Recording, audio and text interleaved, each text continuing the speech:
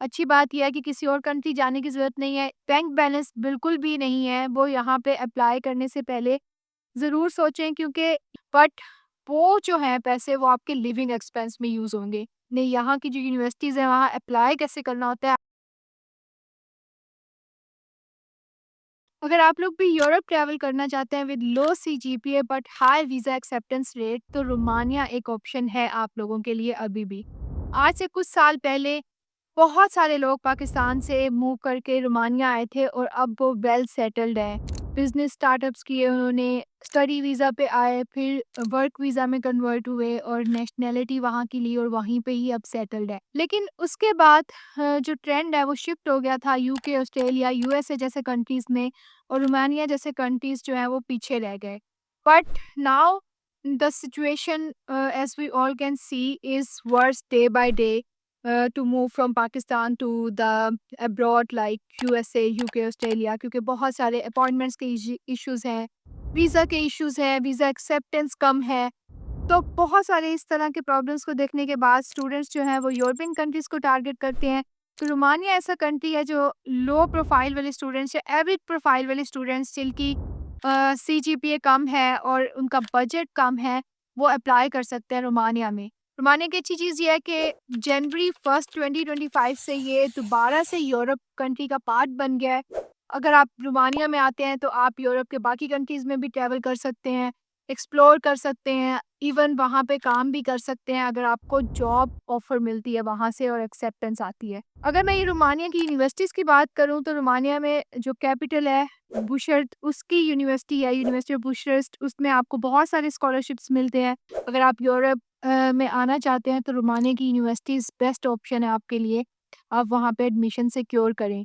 Admission कैसे secure करना है आपने अपनी एप्लीकेशन करनी है, एप्लीकेशन फॉर सितंबर इनटेक क्योंकि अब एप्लीकेशन पीरियड स्टार्ट है टिल फ़रवरी एंड और मार्च तक एप्लीकेशन की डेडलाइन होती है। एप्लीकेशन फ़ी कितनी होती है?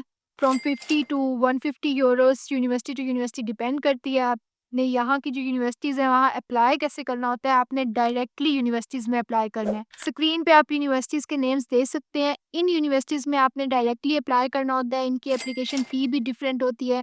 हर यूनिवर्सिटी की सेम ट्यूशन फ़ी भी नहीं हो सकती और ना ही एप्लीकेशन फ़ी हो सकती है। तो आपने यूनिवर्सिटी टू यूनिवर्सिटी देखना है, अपना प्रोग्राम देखना है, इंग्लिश टॉट कोर्सेज़ देखने हैं। इनकी यूनिवर्सिटीज़ में हर तरह का इंग्लिश टेस्ट जो है वो चल जाता है। पीटीई अगर आपने दिया हुआ है, आइल्स दिया हुआ है, डुओलिंगो दिया हुआ है, तो वो चल जाएगा।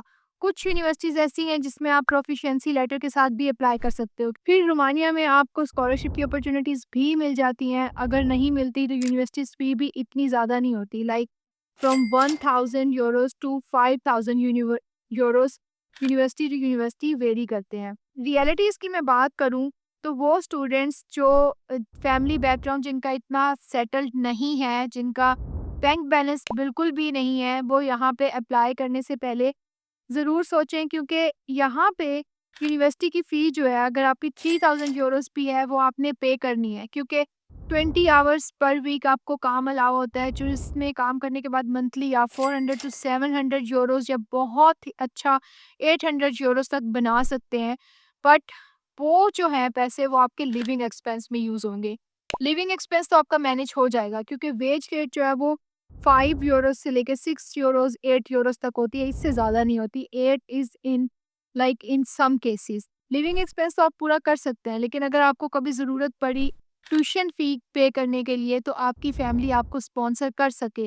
वीज़ा की अगर बात करें, तो एडमिशन लेटर सिक्योर करने के बाद आप अपनी वीज़ा प्रोफ़ाइल रेडी करते हैं। अच्छी बात ये है कि किसी और कंट्री जाने की ज़रूरत नहीं है। इस्लामाबाद में रोमानिया की एम्बेसी है, आप इस्लामाबाद से अपने जो फ़ाइल है वो सबमिट करके वीज़ा लगवा सकते हैं।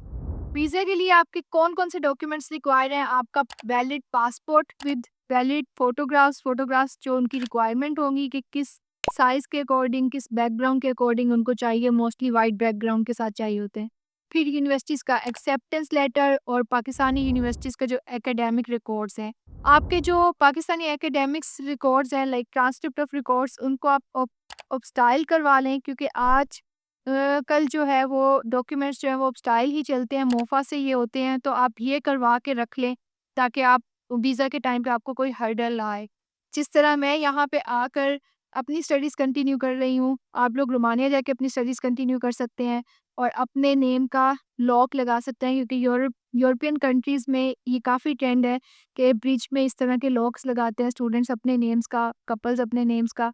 तो आप लोग जिस कंट्री में जाएँ वहाँ अपने नेम का लॉक लगा सकते हैं कि आपने अचीवमेंट जो है वो की है इस कंट्रीज़ में, आपने स्टडी वीज़ा सिक्योर किया है, एडमिशन सिक्योर किया है, तो स्टूडेंट के लिए बहुत ही खुशी की बात होती है जब वो किसी भी कंट्री का वीज़ा या एडमिशन सिक्योर करता है। तो ज़रूर अप्लाई करें रोमानिया में।